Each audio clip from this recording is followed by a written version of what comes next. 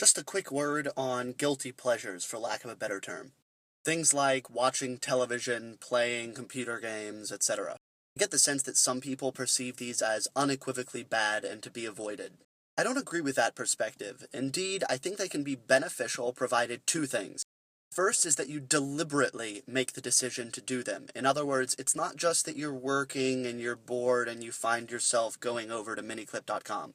And the second is that it be something you can control. In other words, you're able to say, I am going to do this for 20 minutes and then stop, and you can actually stop. I would add that this needs to be something you genuinely enjoy, not something you simply do in order to get away from something else. If that's the case, you need to address the source of the problem.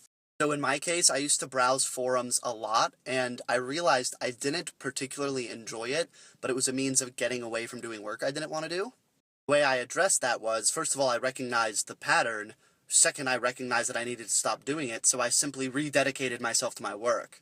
And thus, I only look at forums maybe twice a week now for a few minutes. Whereas watching Star Trek with my wife is something I genuinely enjoy and which genuinely improves my life, so I make time for that. And I moderate it, so when we want to watch 2 episodes, we don't, because realistically we're not able to do that and not neglect other things. And to that point of moderation, if there is something you genuinely enjoy, but are unable to control, in other words, it becomes addictive, cut it out completely. Because moderation simply doesn't work in that case. The first 10 minutes of playing the computer game, which in and of itself might be moderate, is what leads to the 10 hours.